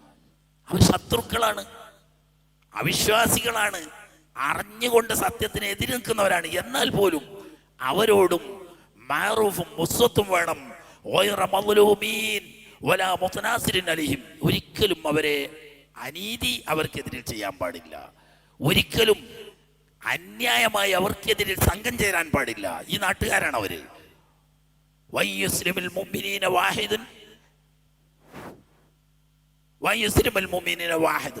ഈ മുഅ്മിനീങ്ങൾ ഇങ്ങനെയുള്ള നമ്മുടെ കരാർ അംഗീകരിച്ച യഹൂദിയാണെങ്കിലും അവനെ ആരെങ്കിലും ഉപദ്രവിക്കുന്നത് കാണുമ്പം നമ്മളാളല്ലല്ലോ, എന്തെങ്കിലും ചെയ്തോട്ടെ എന്ന് പറഞ്ഞ് അവരെ കയ്യേറ്റം ചെയ്യാൻ വിട്ടുകൊടുക്കാനും മുസ്ലിങ്ങൾക്ക് പാടില്ല. എന്ന് പറഞ്ഞാൽ ജാതി യഹൂദിയാണ്, ശത്രുവാണ്, എന്നാലും ഈ കരാർ ഒപ്പിട്ട ഈ നാട്ടിന്റെ പൗരനായതുകൊണ്ട് അവനെ ഉപദ്രവിക്കുമ്പോൾ കൈകെട്ടി നോക്കി നിൽക്കാൻ പാടില്ല. അവിടെ നീതി നടപ്പിലാക്കാൻ മോമിനീങ്ങൾ ഒറ്റക്കെട്ടാവണം. വലാ യുസാലിമു മുഅ്മിനുൻ ദൂനൽ മുസ്ലിമീന ഫീ ഖിതാലിൻ ഫീ സബീലില്ലാഹ് ഇല്ലാ അലാ സവാഇൻ വഅദ്ലിൻ ബൈനഹും. ഇനി ഒരു ഗോത്രവുമായോ ഒരു രാജ്യവുമായോ യുദ്ധം നടക്കുന്ന സമയത്ത് ന്യായമായ കാരണം കൊണ്ടല്ലാതെ സന്ധി ചെയ്യാൻ കൂട്ടുത്തരവാദിത്വമുള്ള സമൂഹം ചെയ്യാൻ പാടില്ല. ഒരു കൂട്ടർ ചെയ്യുകയാണെങ്കിൽ ഇസ്ലാമിന്റെ തത്വത്തിൽ അധിഷ്ഠിതമായി ന്യായവും വ്യക്തമായ കാരണങ്ങളുമുള്ള അടിസ്ഥാനത്തിലായിരിക്കണം.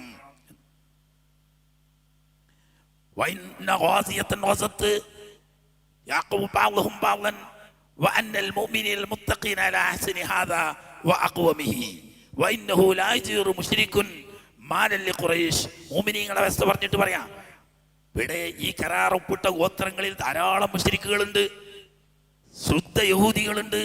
അവരാരും തന്നെ നമ്മുടെ പൊതുശത്രു, മദീനയുടെ പൊതുശത്രു എന്ന മക്ക ഖുറൈശികൾക്ക് സംരക്ഷണം കൊടുക്കാൻ ഈ കരാറിൻ്റെ അഹ്ലുകാർക്ക് പാടില്ല. കാരണം ഖുറൈശികൾ മദീനക്കെതിരിൽ ആദ്യമായി യുദ്ധം പ്രഖ്യാപിച്ച ശത്രു രാഷ്ട്രമാണ് മക്ക. അതുകൊണ്ട് മദീനയുടെ ശത്രു രാഷ്ട്രമാകുന്ന മക്കൾക്കും മക്കയുടെ നാട്ടുകാരാവുന്ന ഖുറൈശികൾക്കും അഭയം കൊടുക്കാൻ പാടില്ല. അത് രാജ്യരക്ഷയ്ക്ക് വിരുദ്ധമാണ്. നമ്മളെ ശത്രുക്കൾക്ക് നമ്മൾ സംരക്ഷണം കൊടുക്കാൻ പാടില്ല. മുഅ്മിനീൻ തന്നെയല്ല, ഒരു മുഅ്മിനായ ആൾക്കെതിരിൽ ഖുറൈശിയായ ഒരാളെ ഒരു മുശ്രിക്ക് സഹായിക്കാൻ പാടില്ല. ഇയാൾ മുഅ്മിനാണ്, മറ്റേയാളും കാഫറാണ്. എന്നാൽ ഈ കാഫറിന്റെ അതേ വിശ്വാസക്കാരാണ് ഈ ഖുറൈശി എന്ന് വെച്ചിട്ട് ഈ കരാറിലൊപ്പിട്ട മുഅ്മിനുകൾക്കെതിരിൽ ഈ കരാറിലൊപ്പിട്ട മുശ്രിക്കുകൾ അവരുടെ സ്വന്തം ആദർശക്കാരായ ഖുറൈശികൾക്ക് സംരക്ഷണം കൊടുക്കാൻ പാടില്ല. അന്നഹു മൻ അഅ്തബത മുഅ്മിനൻ ഖത്ലൻ ഫഇന്നഹു ഖവദുൻ.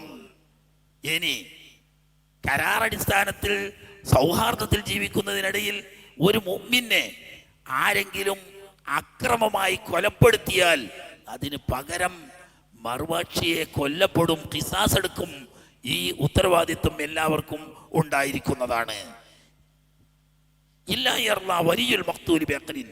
കരാർ പ്രകാരം ഖിസാസായിട്ട് കൊല്ലപ്പെടേണ്ടതാണെങ്കിലും കൊല്ലപ്പെട്ട വ്യക്തിയുടെ ബന്ധുക്കൾ നഷ്ടപരിഹാരം വാങ്ങി തീരുമാനമാകാൻ തൃപ്തിപ്പെടുന്നെങ്കിൽ ഇസ്ലാമിന് അതിന് വിരുദ്ധവുമില്ല. ഇവിടെ പ്രത്യേകം പറയപ്പോൾ സമയമില്ല, വളരെ പ്രധാനപ്പെട്ട ഒരു വ്യവസ്ഥ. ലോകത്ത് ഇന്ന് വരെ എഴുതപ്പെട്ട ഒരു ഭരണഘടനയിലും, അത് മതത്തിൻ്റെതാവട്ടെ അല്ലാതെ ആധുനിക രാഷ്ട്രങ്ങളുടേതാവട്ടെ, എഴുതപ്പെട്ട ഒരു ഭരണഘടനയിലും ഇല്ലാത്ത ഏറ്റവും വലിയ മാനുഷിക മൂല്യം ഉൾക്കൊള്ളുന്ന വ്യവസ്ഥ ഇസ്ലാമിൻ്റെ ക്രിമിനൽ ശിക്ഷാ നിയമത്തിൽ അള്ളാഹു തആല വെച്ചിട്ടുണ്ട്. ഒരാളുടെ സ്വന്തം പിതാവിനെ വേറൊരാൾ വെട്ടിക്കൊന്നു അന്യായമായിട്ട്, അല്ലെങ്കിൽ ഒരാളുടെ മകനെ അല്ലെങ്കിൽ ഒരു ജ്യേഷ്ഠനെ അനുജനെ അക്രമമായിട്ട് മറ്റൊരാൾ വെട്ടിക്കൊന്നു, ഒരു ന്യായമില്ല. കോടതി മുമ്പിൽ വന്നാൽ കോടതിക്ക് വിധിക്കാനുള്ളത് കൊലക്ക് പകരം കൊല. ഇസ്ലാമിന്റെ നിയമം കുറച്ച് കടുപ്പാണെന്ന് ആൾക്കാർ പറയാം. കൊലക്ക് പകരം കൊല എന്നത് തന്നെ ഫോഴ്സിനെ നേരിടുക എന്നാണ് അതിൻ്റെ അർത്ഥം. ഫോഴ്സിനെ ഫോഴ്സ് കൊണ്ട് നേരിട്ടെങ്കിലേ ചില ആളുകൾക്ക് നിയന്ത്രണം വരുള്ളൂ. ചിലർ മൂക്കുത്തി കയറിടണല്ലോ, ആയിപ്പെട്ടതാണ് ഇത്. പക്ഷേ ഈ നിയമം ലോകത്ത്, ഞാൻ ചോദിക്കട്ടെ, നിയമപ്രകാരം വധശിക്ഷ നടപ്പിലുള്ള ഒരു രാജ്യത്ത്, ഏത് രാജ്യമാട്ടെ ഏത് മതമാട്ടെ, ഈ മരണപ്പെട്ട കൊല്ലപ്പെട്ട വ്യക്തിയുടെ ബന്ധു വന്നിട്ട് പറയാണ്, എൻ്റെ വാപ്പ ഏതായാലും മരണപ്പെട്ടു പോയി, അതിന് പകരം അവനെ കൊല്ലണം നിയമമാണ്, പക്ഷെ കൊന്നുകൊണ്ട് എൻ്റെ വാപ്പ ജീവിച്ച് വരൂലല്ലോ, ഞങ്ങളോ വാപ്പ പോയപ്പോൾ എത്തീമായി, ഇനി അവനെ കൊന്നാലോ അവൻ്റെ മക്കളും കൂടിയാണല്ലോ എത്തീമാകുന്നത്, അതുകൊണ്ട് ഞങ്ങൾ ഏതായാലും എത്തീമായ സ്ഥിതിക്ക് അവൻ്റെ മക്കളെ കൂടി എത്തീമാക്കാൻ ഞങ്ങൾ ഉദ്ദേശിക്കുന്നില്ല, അയാളെ ഞങ്ങൾ വെറുതെ വിടുന്നു എന്ന് പറഞ്ഞാൽ ആ രാജ്യത്തിൻ്റെ സുപ്രീം കോടതിക്കോ അല്ലെങ്കിൽ ആ രാജ്യത്തിൻ്റെ പ്രസിഡന്റിനോ പ്രധാനമന്ത്രിക്കോ മറിച്ചൊന്ന് പറയാൻ ഇസ്ലാമിൽ അധികാരമില്ല. ഇത്രയും മനുഷ്യ മൂല്യങ്ങൾക്ക് വില നൽകുന്ന ഒരു ക്രിമിനൽ സംവിധാനം ഇസ്ലാമിനല്ലാതെ ലോകത്തില്ല. അതാരും പറയില്ല. കൊലക്ക് കൊല എന്ന് പറയുന്നത് ഭയങ്കര ഭീകരല്ലേ. കണ്ണിന് കണ്ണ്, മൂക്കിന് മൂക്ക്, കയ്യിന് കല്ല്, പല്ലിന് പല്ല് എന്ന് പറഞ്ഞ വലിയ ഭീകരല്ലേ. അതല്ല, അത് ഫോഴ്സ് ഇങ്ങോട്ട് ഉപയോഗിക്കുമ്പോൾ അങ്ങോട്ട് ഫോഴ്സ് കൊണ്ട് തന്നെ നേരിടേണ്ടി വരും. വെട്ടാൻ വരുന്ന പോത്തിനോട് വേദം ഓതിയിട്ട് കാര്യമില്ല, അത് നിയമമാണ്. പക്ഷേ ഈ നിയമം നിലനിൽക്കുമ്പോൾ തന്നെ മാനുഷിക മൂല്യത്തിന് വാനോളം സ്ഥാനം കൊടുത്തുകൊണ്ട് ബന്ധുക്കൾക്ക് വേണമെങ്കിൽ 5 കാശ് ഈടാക്കാതെ വെറുതെ അവനെ വിട്ടേക്കാം. അത് എല്ലാവരുടെയും വേണ്ട. 10 മക്കളുള്ള ഒരു വാപ്പനെ ഒരാൾ കൊന്നു, അതിൽപ്പെട്ട ഒരു മകൻ പറയാണ്, എൻ്റെ വാപ്പനെ കൊന്ന സ്ഥിതിക്ക് ഞങ്ങൾ എത്തീമായി, ഇനി അതിന് പകരം അവനെ കൊന്ന അവൻ്റെ മക്കളും എത്തീമാകല്ലേ, അതുകൊണ്ട് എൻ്റെ വാപ്പനെ കൊന്നതിന് പകരം ഞാൻ വാപ്പനെ കൊല്ലുന്നില്ല, ഞാൻ മാപ്പാക്കി. എന്നാൽ പിന്നെ ബാക്കി 9 ആൾക്ക് ഒരു നിവൃത്തിയില്ല. ഒന്നിരിക്കൽ വെറുതെ മാപ്പാക്കുക, അല്ലെങ്കിൽ അവർക്ക് ദിയ എന്ന് പറയുന്ന നഷ്ടപരിഹാരം വാങ്ങാം, കൊല്ലാൻ പറ്റൂല. ഇത്രമാത്രം മാനുഷിക മൂല്യങ്ങൾ നിലനിർത്തുന്ന ഒരു നിയമം ലോകത്തില്ല. നബി സല്ലല്ലാഹു അലൈഹി വസല്ലം അവിടെ അപ്പത്തിൻ്റെ അടുത്ത് പറയുന്നത്, അവരില്ല വലിയുൽ മഖ്തൂലി ബിഅഖ്ലിൻ, നഷ്ടപരിഹാരം വാങ്ങിയിട്ട് തൃപ്തിപ്പെടുകയാണെങ്കിൽ നമുക്ക് വിരോധമില്ല. വെറുതെ ഇട്ട് കൊടുക്കുകയാണെങ്കിൽ അതിനും വിരോധമില്ല. وإنه لا يحل لمؤمن أقر بما في هذه الصحيفة وآمن بالله واليوم الآخر أن ينصر محدثا أو يؤويه. അള്ളാഹുവിലും റസൂലും വിശ്വസിക്കുകയും ഈ മദീനയുടെ കരാറ് ഒപ്പിടുകയും ചെയ്ത ഒരാളും ഈ രാഷ്ട്രത്തിനെതിരിൽ നീങ്ങുന്ന ഒരാളെ സഹായിക്കാനോ അത്തരക്കാരെ സംരക്ഷിക്കാനോ പാടില്ല.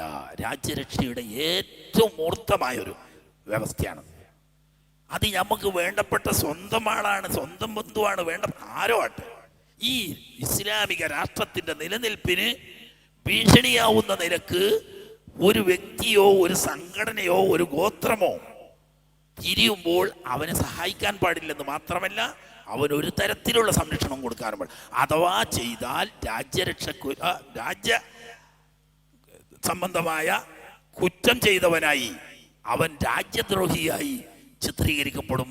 അവന് പിന്നെ രാജ്യദ്രോഹ കുറ്റത്തിന് എല്ലാ വ്യവസ്ഥയിലും നിയമം എഴുതാമെന്നവരെ ഇല്ല കൊന്നുകളയാം. അതുകൊണ്ട് അത്തരക്കാരെ സംരക്ഷിക്കുന്നതും അവരെ സഹായിക്കുന്നതും കുറ്റകരമാവുന്നു.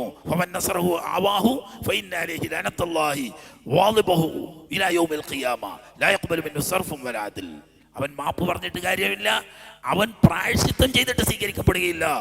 അനിവാര്യമായും രാജ്യരക്ഷാ സംബന്ധമായ രാജ്യദ്രോഹ കുറ്റം ചെയ്തവന് ശിക്ഷ തന്നെയായിരിക്കും. അത് മുഅ്മിനാണോ അല്ലെങ്കിൽ ഗോത്രം ഖുറൈശിയാണോ അതൊന്നും നോട്ടല്ല.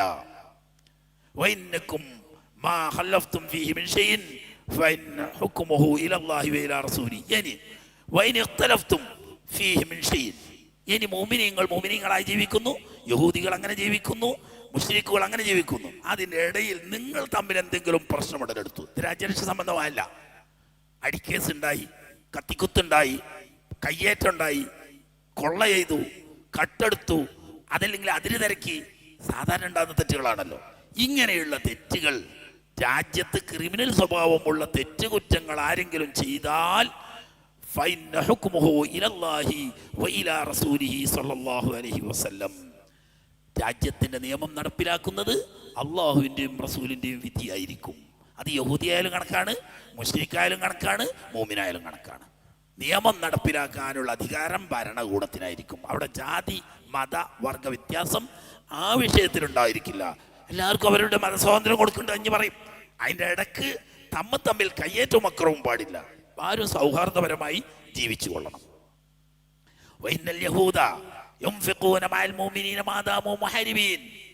മദീനക്കെതിരിൽ ആരെങ്കിലും യുദ്ധം ചെയ്യുമ്പോൾ ഈ മദീന നിവാസികളെല്ലാം അതിന് ഒറ്റക്കെട്ടായി നേരിടണം. അങ്ങനെ വരുമ്പോൾ രാജ്യരക്ഷാ ഫണ്ടിലേക്ക് മുസ്ലിമീങ്ങൾ ചെലവാക്കേണ്ടത് പോലെ യഹൂദികളും ചെലവാക്കിക്കൊള്ളണം. കാരണം ഈ രാജ്യത്തിന്റെ രക്ഷ മുസ്ലിങ്ങളുടെ കയ്യിൽ മാത്രമല്ല, ഈ നാട്ടിൽ താമസിക്കുന്ന എല്ലാവരുടെ ഉത്തരവാദിത്വമാണ്. അതുകൊണ്ട് രാജ്യരക്ഷാ ഫണ്ട് സംഭരിക്കുമ്പോൾ മുസ്ലിമീങ്ങൾ ചെയ്യുന്നത് പോലെ ഈ കരാർ നിലനിൽക്കുന്ന കാലത്തോളം ഇവിടുത്തെ യഹൂദികൾക്കും ആ ഉത്തരവാദിത്വമുണ്ട്. എന്നിട്ട് അവരെ വേറിച്ച് പറയാം,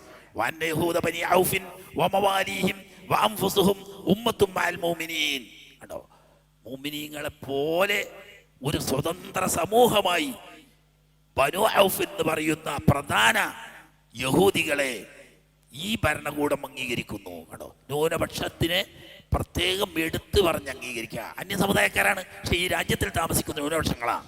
മുസ്ലിങ്ങൾക്ക് തുല്യമായ ഒരു സാമൂഹിക സ്ഥാനം ഈ ഭരണഘടന ഇവിടെ താമസിക്കുന്ന യഹൂദികൾക്ക് നൽകും. എന്നാലോ അടിച്ചേൽപ്പിക്കുന്നതിനാൽ ലിൽ യഹൂദി ദീനുഹും വലിൽ മുഅ്മിനീന ദീനുഹും. നോക്കി, നല്ല എത്ര കൃത്യമായി മതേതര സ്വഭാവമാണ് കാണിക്കുന്നത്. യഹൂദികൾക്ക് അവരുടെ പള്ളി, അവരുടെ ആരാധന, അവരുടെ മതം, അവരുടെ മദ്രസ, അവരുടെ സംസ്കാരം. മുസ്ലിങ്ങൾക്ക് മുസ്ലിങ്ങളുടെ പള്ളി, അവരുടെ ആരാധന, അവരുടെ സംസ്കാരം, അവരുടെ നിയമം.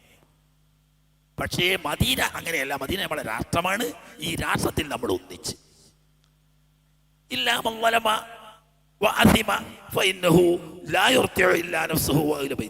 ഇതിനിടയിൽ ആരെങ്കിലും അനീതിയോ കയ്യേറ്റമോ ചെയ്താൽ അതിനവൻ ഉത്തരവാദിയാവും. യഹൂദി രാഷ്ട്രത്തിന്റെ പൗരന്മാരാണ് എന്ന് അംഗീകരിച്ചാൽ തന്നെ ആ പൗരന്മാര് അനീതിയും അക്രമവും ചെയ്താൽ ശിക്ഷ നേരിടേണ്ടി വരും. അത് പൗരനെന്നോ വിദേശി എന്നോ വ്യത്യാസം ആ വിഷയത്തിലില്ല. ബനു നജ്ജാറിൽപ്പെട്ട കുറെ യഹൂദികളുണ്ട്. അവർക്കുണ്ട് മാലി യഹൂദി ബനി ഔഫ്. നേരത്തെ പറഞ്ഞ ബനു ഔഫുകാർക്കുള്ള എല്ലാ ആനുകൂല്യങ്ങളും അവകാശങ്ങളും അവർക്കുണ്ട്. വൈനൽ യഹൂദി ബനിൽ ഹാരിസ് മാലി യഹൂദി ബനി ഔഫ്, അതുപോലെ തന്നെ ബനു ഹാരിസ് ഗോത്രത്തിൽപ്പെട്ട കുറെ യഹൂദികളുണ്ട്, അവർക്കും ഉണ്ട് ബനു ഔഫിന്റെ അതേ ആനുകൂല്യം. വൈനൽ യഹൂദി ബനി ജുഷം മാലി യഹൂദി ബനി ഔഫ്, ബനു ഔഫുകാർക്കുള്ള എല്ലാ ആനുകൂല്യങ്ങളും ബനു ജുഷമിൽപ്പെട്ട യഹൂദികൾക്കുണ്ട്. വൈനൽ യഹൂദി ബനി സായിദ മാലി യഹൂദി ബനി ഔഫ്, വൈനൽ യഹൂദി ഔസ് മാലി യഹൂദി ബനി ഔഫ് ഇല്ലാ മൻ ളലമ ഫഇന്നഹു ലാ യുതി ഇല്ലാ നഫ്സുഹു വഅഹ്ലു ബൈതി. യഹൂദികൾ തന്നെ പാരമ്പര്യ യഹൂദിയായാലും അറബികളിൽ നിന്ന് യഹൂദി മതം സ്വീകരിച്ചവരായാലും അവർക്കൊക്കെ അവരുടെ മതം, അവരുടെ ആരാധന, അവരുടെ സ്വത്ത്. മുസ്ലിങ്ങൾക്ക് അവരുടെ ആരാധന, അവരുടെ മതം, അവരുടെ സ്വത്ത്. ആരും ആരെയും ആക്രമിക്കാനും കയ്യാറാണ് പാടില്ല. അക്രമവും കയ്യേറ്റവും ഉണ്ടായാൽ റസൂലുള്ളാഹി സ്വല്ലല്ലാഹു അലൈഹി വസല്ലം തങ്ങളുടെ വിധി അന്തിമമായിരിക്കും. ഇനി വഇന്നഹു ലാ യഖ്റുജു മിൻ ഇല്ലാ ബിഇദ്നി മുഹമ്മദിൻ സ്വല്ലല്ലാഹു അലൈഹി വസല്ലം, ഇതിൽപ്പെട്ട ആരും തന്നെ ഈ കരാറിന് വിപരീതം ചെയ്യുന്നതിന് മുമ്പ് നബി തങ്ങളോട് സമ്മതം വാങ്ങയല്ലാതെ എന്ത് മാറ്റത്തിരുത്തൽ വരുത്തിയാലും അതിന് നബി തങ്ങളോ മദീനയുടെ ഭരണകൂടമോ ഉത്തരവാദിയാവുന്നതല്ല. വഇന്ന ബൈനഹുമുൻ നസ്റു അലാ മൻ ഹാറബ ബൈന ഹാദിഹി സഹീഫ. അടോ, ഈ കരാറിൽ ഒപ്പിട്ട അറബികൾ, അതിൽ തന്നെ അൻസാറുകൾ, ഖുറൈശുകൾ, മുശ്രിക്കുകൾ, യഹൂദികൾ, ഇവരെല്ലാവരും മദീന സംരക്ഷിക്കുന്ന വിഷയത്തിൽ മദീനയോട് എതിർക്കാൻ വന്നവരുടെ ഒറ്റക്കെട്ടായി നേരിടേണ്ടതാണ്. രാജ്യരക്ഷ എന്നതിൽ ജാതിയും മതവും അതുപോലെ തന്നെ ഗോത്രവും പരിഗണിക്കാൻ പാടില്ല. രാജ്യം എല്ലാവരുടേതുമാണ്. ഈ രാജ്യം സംരക്ഷിക്കേണ്ട ഉത്തരവാദിത്വം എല്ലാവർക്കും കൂടിയാണ്. നബി തങ്ങൾ ഭരിക്കുന്ന മദീനയുടെ ഭരണഘടന ചെയ്തത് നോക്കണം. അവർ സ്വയം തെറ്റ് ചെയ്ത് ഈ കരാർ ലംഘിക്കുമ്പോൾ മാത്രമേ ഇതിനെതിരെ വരുന്നുള്ളൂ.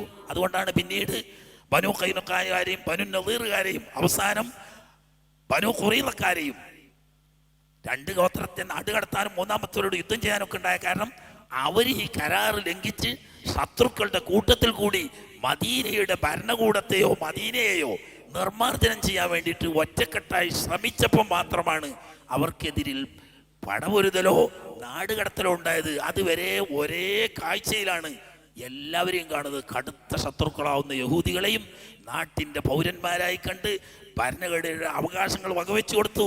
സംരക്ഷണത്തിൻ്റെ വിഷയത്തിൽ തുല്യ അവകാശം. അതിനേക്കാൾ ശ്രദ്ധേയമായ ഒരു വസ്തുതയും കൂടി പറയാം.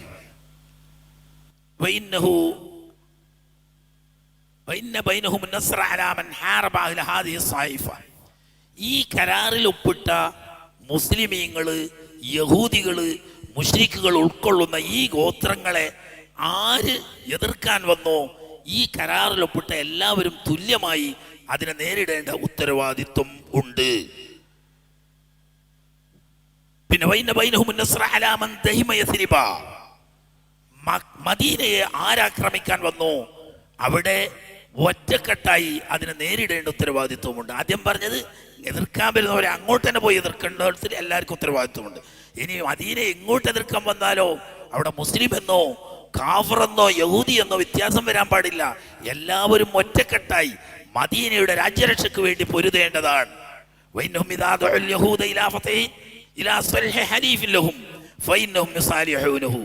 യഹൂദി ഗോത്രങ്ങളുമായി യുദ്ധമില്ലാ കരാറിൽ പുറമേ നിന്ന് ആർക്കെങ്കിലും കരാറിൽ ഏർപ്പെടണമെങ്കിൽ നമ്മൾക്കതിൽ വിരോധമില്ല. ഈ കരാർ അംഗീകരിച്ചുകൊണ്ട് അവരുമായി കരാർ ആവാം.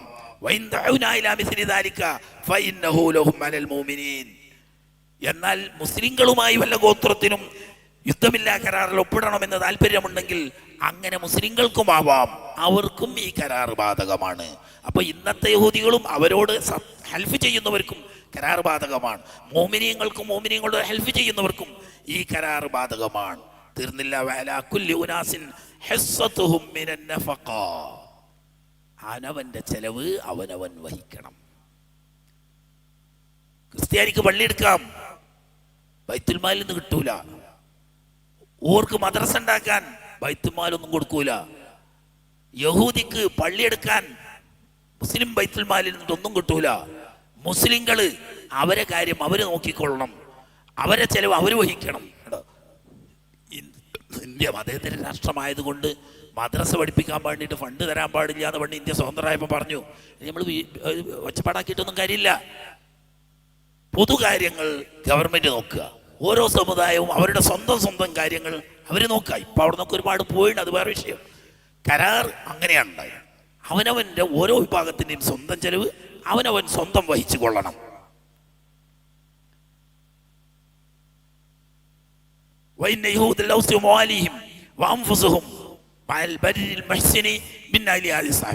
യഹൂദികൾ, അവരുടെ മൗലകളാവുന്ന ഔസുകാര് തുടങ്ങിയവരെല്ലാം ഈ കരാർ തുല്യമായി പാലിക്കണം.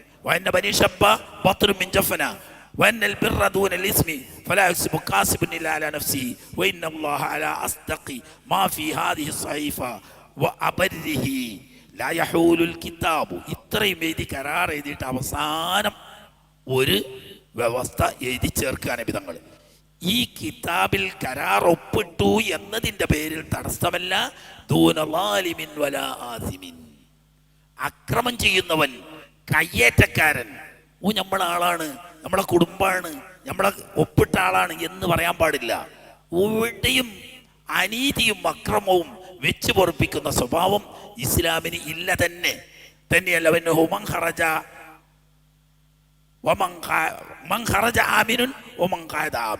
നാട്ടിൽ നിൽക്കുമ്പോൾ അവൻ സുരക്ഷിതനായിരിക്കും, നാട്ടിൽ നിന്ന് യാത്ര പോകുമ്പോഴും സുരക്ഷിതനായിരിക്കും. അത് ഈ നാട്ടിനകത്തുനിന്നോ പുറത്തുനിന്നോ വ്യത്യാസമില്ല.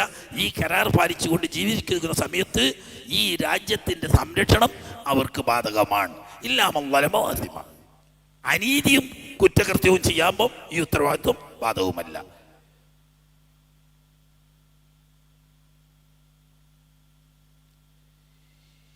ചുരുക്കത്തിൽ ഏറ്റവും പരിഷ്കൃതമായ അക്കാലത്ത് ലോകം എന്താണ് ജനാധിപത്യം എന്നോ മതേതരത്വമെന്നോ അറിയാത്ത ആ ഒരു കാലത്ത് നാട്ടിൽ താമസിക്കുന്ന എല്ലാ ഗോത്ര വിഭാഗങ്ങൾക്കും എല്ലാ മതവിഭാഗങ്ങൾക്കും പൂർണ്ണ സ്വാതന്ത്ര്യം അവകാശവും വകവെച്ചു കൊടുത്തുകൊണ്ട് ഒരു പൊതുതത്വത്തിൻ്റെ മേൽ രാജ്യരക്ഷയ്ക്ക് വേണ്ടി, രാജ്യത്തിൻ്റെ ഐക്യത്തിന് വേണ്ടി, പുരോഗതിക്ക് വേണ്ടി ഒറ്റക്കെട്ടായി മുന്നേറാനും അതിന് നേതൃത്വം കൊടുക്കാൻ അല്ലാഹുവിൻ്റെ റസൂല് സ്വല്ലല്ലാഹു അലൈഹി വസല്ലം തങ്ങളെ പൊതുനേതാവായി അംഗീകരിക്കാനും നാട്ടുകാരും നാട്ടിലുണ്ടാവുന്ന പ്രശ്നങ്ങളും പരിഹരിക്കാനുള്ള അന്തിമ വിധി നബി സല്ലല്ലാഹു അലൈഹി വസല്ലം തങ്ങളുടെ വിധിയായിരിക്കുമെന്ന വ്യവസ്ഥയിൽ ഒരു ഭരണകൂടം സ്ഥാപിതമായി. ഇപ്പം എന്തായി? തലസ്ഥാനം എന്ന നിലക്ക്, കേന്ദ്ര ഓഫീസ് എന്ന നിലക്ക് പള്ളിയുണ്ടായി, അവിടെ ഒരു സംരക്ഷണ മാർഗമുണ്ടായി. മാത്രമല്ല മുസ്ലിങ്ങളുടെ അഭയാർത്ഥി പ്രശ്നം മാന്യമായും ഭംഗിയായും പരിഹരിച്ചു. നല്ല ശാസ്ത്രീയമായ പുരോഗമനപരമായ ഒരു ഭരണഘടനയുടെ അടിസ്ഥാനത്തിൽ ഒരു രാഷ്ട്രം നിലവിൽ വന്നു കഴിഞ്ഞു. ഇപ്പം മദീന എന്ന ഒരു രാഷ്ട്രം ഇസ്ലാമിൻ്റെയും മറ്റാ നാട്ടിലുള്ള ആളുകളുടെയും ഒത്തൊരുമയോടുകൂടി നബി സല്ലല്ലാഹു അലൈഹി വസല്ലം തങ്ങളുടെ നേതൃത്വത്തിൽ നിലവിൽ വന്നതായി പ്രഖ്യാപിക്കപ്പെട്ടു. ഇനിയാണ് ബാക്കി തുടർന്നുള്ള കാര്യങ്ങൾ. ഇത് സാധാരണ ഒരുപാട് ഇനിയും വിശദീകരിക്കാനുണ്ട്, വളരെ ചുരുങ്ങിയ തോതിലെങ്കിലും. ഇന്നത്തെ ഈ കാലമെല്ലാം ലോകം അന്ധകാരത്തിൽ മുങ്ങിക്കിടന്നിരുന്ന കയ്യൂക്കുള്ളവൻ കാര്യക്കാരൻ എന്ന് മാത്രം പറഞ്ഞിരുന്ന ഒരു കാലത്ത് ഇത്രയും പരിഷ്കൃതവും പുരോഗമനപരവും ആയ ഒരു ഭരണഘടനയുടെ അടിസ്ഥാനത്തിൽ ഒരു രാഷ്ട്രം നിലവിൽ വന്ന് അതിൻ്റെ നേതാവായിട്ടോ ഖുറൈശി പ്രമുഖനായ അബ്ദുൽ മുത്തലിബിൻ്റെ പേരമകനും അള്ളാഹുവിൻ്റെ നബിയും റസൂലുമായ മുഹമ്മദ് റസൂലുള്ളാഹി സ്വല്ലല്ലാഹു അലൈഹി വസല്ലം തങ്ങൾ നേതൃത്വം വഹിക്കുന്ന ഒരു ഭരണകൂടം, ഒരു രാജ്യം നിലവിൽ വന്നു. ഇത് സ്വാഭാവികമായും അന്ന് നിലവിലുണ്ടായിരുന്ന കിസ്റ, കൈസർ ചക്രവർത്തിമാരെയും അവരുടെ ശിങ്കിടികളെയും ഭീതിപ്പെടുത്തി. പറയുമ്പോൾ മദീന എന്ന് പറയുന്ന ഒരു പപ്പടവട്ടത്തിലുള്ള സ്ഥലമാണ്. പേർഷ്യയും കിസ്റയും കൈസറും ലോകമഹാചക്രവർത്തിമാരാണ്. സൂര്യനസ്തമിക്കാത്ത രാജ്യത്തിൻ്റെ അധികാരികളാണ് അവർ. പക്ഷേ അവരുടെ ഉറക്കം കെടുത്തുന്നതാണ് ഈ ഭരണഘടനയുടെ വ്യവസ്ഥിതി. ഏത് നാട്ടിലും കയറി ചെന്നാൽ ആ നാട്ടുകാർ ആഗ്രഹിക്കുന്നതാണ്. അവനവൻ വിശ്വസിക്കുന്ന ആദർശത്തിലും അവൻ്റെ മതത്തിലും വിശ്വസിച്ചുകൊണ്ട് സത്യവും നീതിയും ന്യായവും നടപ്പിലാക്കി രാജ്യത്തിൻ്റെ ഐക്യവും ഭദ്രതയും നിലനിർത്തി പുരോഗമനമായി പ്രവർത്തിക്കുക. ഒരു ചോദ്യം ചെയ്യപ്പെടാത്ത നേതൃത്വത്തിൻ്റെ കീഴിൽ ആരാണത് ഇഷ്ടപ്പെടാത്തത്? എല്ലാവർക്കും ഇഷ്ടമാണ്. ഈ വ്യവസ്ഥ പുറത്തു വന്നാൽ നമ്മളുടെ അധികാരം ഭീഷണിയിലാണെന്നും ഏത് സമയത്തും അധികാരം ഭ്രഷ്ടരാക്കപ്പെടുമെന്നുള്ള ഭീതി അവരുടെ ഉറക്കം കെടുത്തുന്നതായിരുന്നു. അതിൻ്റെ പരിണിതിയാണ് പിന്നെ നടന്ന ആ ഓളം തള്ളലുകളെല്ലാം പ്രശ്നങ്ങൾ. ഇൻഷാ അല്ലാഹ് ബാക്കി ഭാഗം. ആഖിറു ദഅവാനാ അൽഹംദുലില്ലാഹി റബ്ബിൽ ആലമീൻ. അസ്സലാം.